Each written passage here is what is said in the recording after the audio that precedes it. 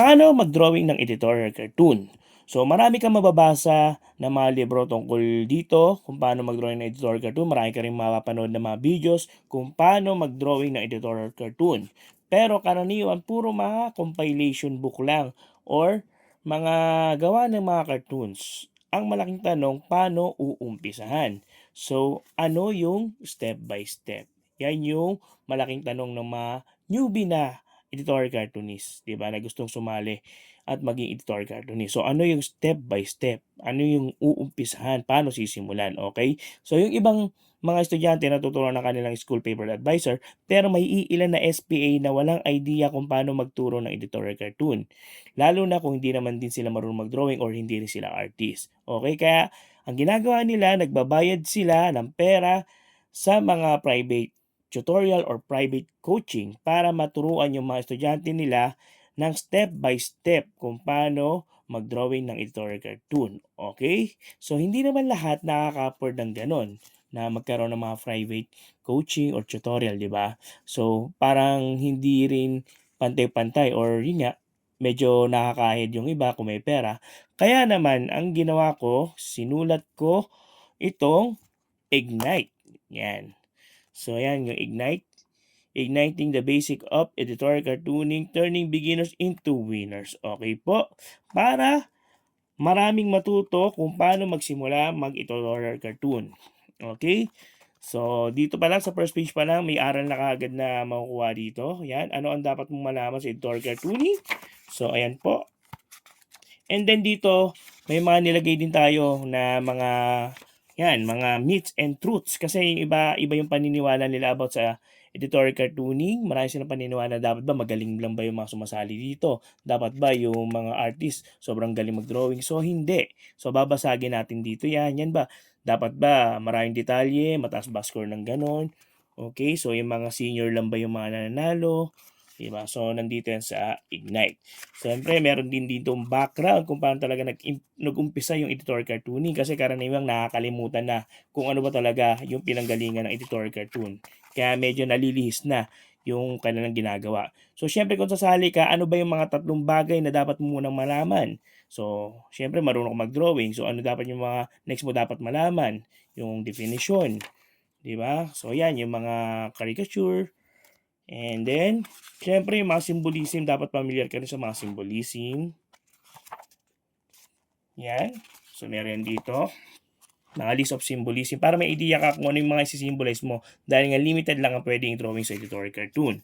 Syempre, sa editorial cartoon, kailangan alam mo rin yung purpose, diba, ng pagdodrawing mo ng editorial cartoon. Ano ba yung pinaka dahilan? Mag-i-inform ka ba? Diba?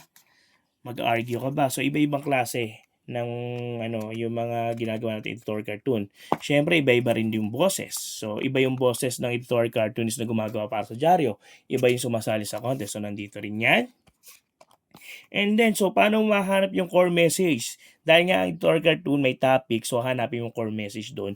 Yung pinaka-core message, yun yung gagawin mong editorial cartoon. Doon iikot yung pinaka-drawing na gagawin mo. So, nandito may guide din dyan. So, ito, karaniwan wala talaga to. Hindi talaga to nasasama. Okay, so nandito na yan.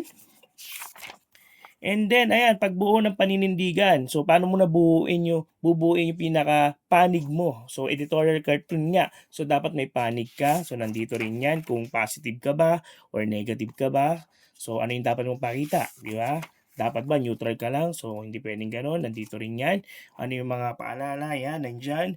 So, think sure that your editorial cartoon must present. So, dapat ano ba yung talagang tinitignan? Ano ba dapat yung nilalaman ng editorial cartoon mo? Nandito rin yan. Okay, so yan, para mapag-isip ka rin ng mga magagandang concept. So, nandito rin, tuturo rin dito yung mga word association para mag-isip ka. Diba? From the word, kunyari, inflation, pagtaas, nandyan. So, may example niya, i-breakdown natin ano yung mga pwedeng maisip na word. So, pag naisip ka ng word, ano yung mga pwedeng symbolism o visual na pwede mong gamitin. Diba?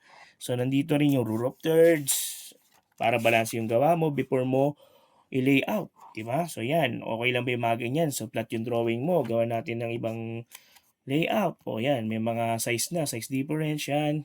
Inflation. So, kunyari, ganyan. Yung pagkakano mo, pagkakadrawing mo, or yung pinaka-layout na ginawa mo. So, pwedeng ibang view din para ma-maximize mo. Pwedeng worms view, birds view, ganyan. May mga ganon-ganon, di ba? So, yan. Inflation pa lang pero ang dami mong pwedeng magawa. Bakit? Dahil nga inaral mo yung mga words. So, nandito rin yan. Tuturo kung paano. So, pwede rin ganyan. Inspired by movies, di ba? So, may mga ganong turo. And then dito, yan, technical process of editorial cartoon. So, paano nga ba nag-uumpisa? Siyempre sa concept, hanggang sa matapos sa final output. Okay? So, ano pa ba yung mga pwedeng laman ng editorial cartoon? Siyempre, yung pagkaka-caricature, pasok yan. Yung facial expression, nandito rin yan. Yung pinaka-process, from sketching din, nandito rin yan. Inisa-isa natin, final output. So, ano pa ba yung mga scenarios ng editorial cartoon?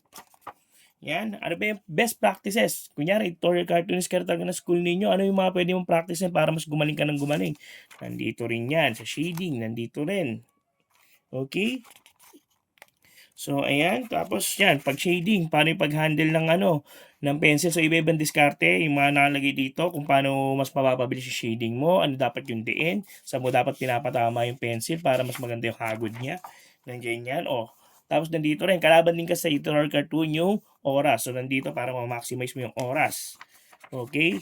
Siyempre, nandito rin, nakalista na rin dito yung mga bagay na dapat mong i-avoid sa editorial cartoon para maiwasan mo, hindi mo na magawa. Ayan, So, maraming symbolism, di ba?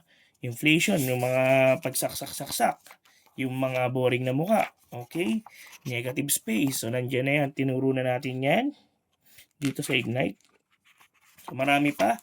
At yung criteria, paano ka nga ba mananalo? Paano papasok yung gawa mo sa criteria? So, nandito na rin yan. And yun, yung mga sample and final tips, di ba? Para mas mag-level up na yung editorial cartoon mo. So, ayan. And sa uli, hanggang sa uli, meron pa rin value.